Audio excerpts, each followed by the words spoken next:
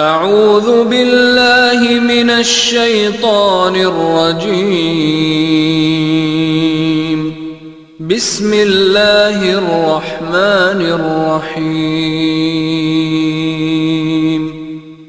السلام علیکم ورحمۃ اللہ وبرکاتہ۔ آج ہم سورۃ التکاثر پڑھیں گے، حرف بحرف ترجمہ اور مختصر تفسیر کے ساتھ۔ یہ بھی مکی صورت ہے۔ یہ بظاہر تو قرآن کی ایک چھوٹی سی صورت ہے مگر بہت گہری ہے، جو انسان کی دنیاوی زندگی میں مشغولیت اور آخرت کی حقیقت کو بڑی واضح بیان کرتی ہے۔ تو اس صورت میں اللہ تعالیٰ نے انسان کو خبردار کیا ہے کہ وہ دنیاوی دولت، تکاثر اور فانی نعمتوں میں اتنا مشغول نہ ہو کہ آخرت کی تیاری ہی بھول جائے۔ تو اللہ تعالیٰ نے اس صورت کے ذریعے ہمیں اس بات کی بھی اہمیت بتائی ہے کہ ہم اپنے مال، دولت، تعداد میں اضافے کی بجائے اللہ کی رضا پر اپنی زندگی گزاریں۔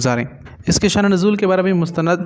روایات موجود ہیں، تفسیر ابن کثیر میں بھی ہے، اور حضرت عبداللہ بن جابر رضی اللہ تعالیٰ عنہ کا قول بھی موجود ہے کہ حضرت جابر بن عبداللہ رضی اللہ تعالیٰ عنہ سے ایک روایت ہے کہ قریش کے جب لوگ ایک دوسرے سے مال و دولت اور اپنی نسل کی بڑھوتری پر فخر کیا کرتے تھے نا، تو اللہ تعالیٰ نے اس صورت کو نازل کیا تاکہ انسانوں کو یہ بتا سکے کہ یہ دنیا فانی ہے، یہ چیزیں تمہارے لیے مفید نہیں ہوں گی بلکہ آخرت کی تیاری ہی تم پر سب سے زیادہ ضروری ہے۔ تو اس صورت میں انشاءاللہ ہم پڑھیں گے کہ اللہ تعالیٰ نے کیا فرمایا انہیں۔ الہاکم التکاثر، غافل کر دیا تمہیں، الہاکم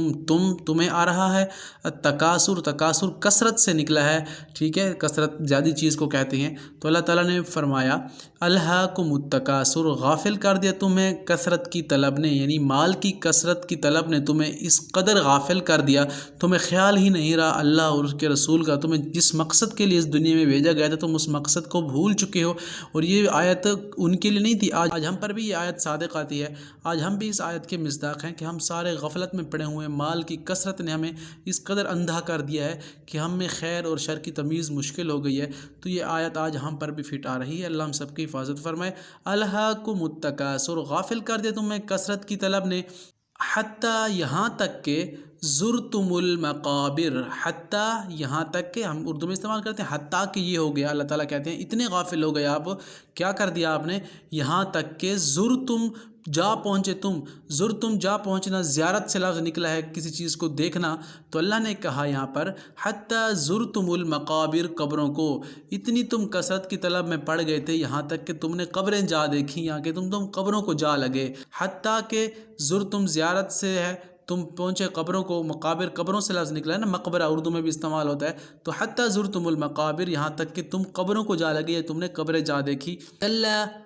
سوف تعلمون، کلا اس کا مطلب ہرگز نہیں، یعنی اللہ تعالیٰ نے رد کر دیا پیچھے والی ان کی باتوں کو کہ تم اس چیز میں غافل ہو، ہرگز ایسا نہیں ہے کہ تم کامیابی کی طرف جا رہے ہو، سیدھے راستے کی طرف جا رہے ہو، بلکہ اللہ تعالیٰ کہتا ہے کلا، ہرگز ایسا نہیں ہے، سوف تعلمون، سوف کا مطلب عن قریب آتا ہے، تعلمون تم جان لوگے،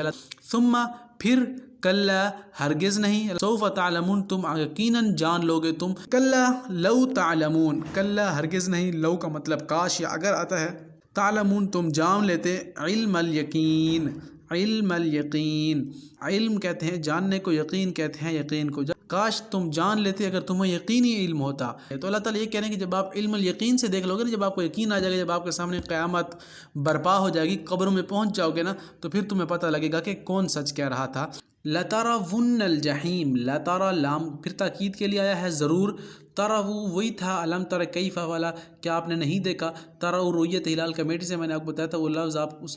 کو ذہن میں رکھنا ہے، بہت استعمال ہوگا، آگے بھی بہت استعمال ہوگا۔ لَتَرَوُنَّ، یقیناً تم ضرور دیکھو گے، الجحیم، جہنم کو، الجحیم جہنم کو کہتے ہیں، لَتَرَوُنَّ لام تاکید کے لیے، تارا ریت دیکھنے کو کہتے ہیں۔ تو اللہ تعالیٰ نے کہا کہ لَتَرَوُنَّ الجحیم، یقیناً تم ضرور دیکھو گے اس جہنم کو جس کی میں تمہیں بات کر رہا ہوں، اللہ تعالیٰ سمجھا رہا ہے ہمیں کہ جس کی میں تمہیں بات کر رہا ہوں، بار بار کہہ رہا ہوں، ان قریب تم جان لو گے، لَتَرَوُنَّ الجحیم، اور تم ضرور اس کو دیکھو گے۔ پھر اگلی آیت میں اللہ تعالیٰ نے مزید تاکید کر دی، ثم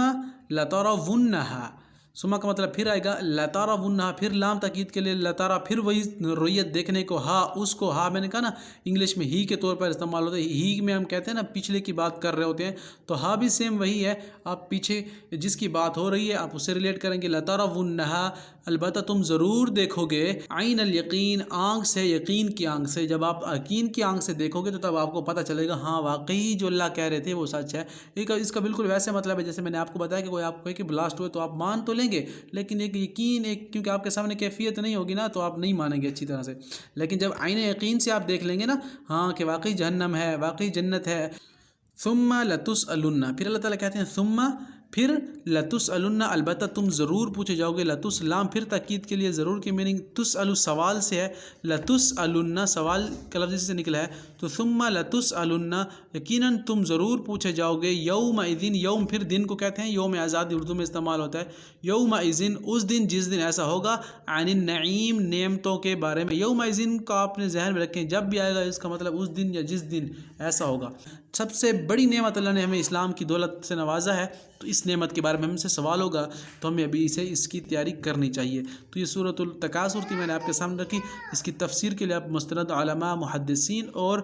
مستند عالم دین کو سنیے، ان کی تفسیریں سنیے، پوری گھنٹے کی، تب آپ کے ذہن میں سارا سیناریو بیٹھے گا۔ یہاں پر صرف آپ کو ترجمہ سکھانا مقصود ہے۔ ملتے ہیں نیکسٹ ویڈیو میں، السلام علیکم ورحمۃ اللہ وبرکاتہ۔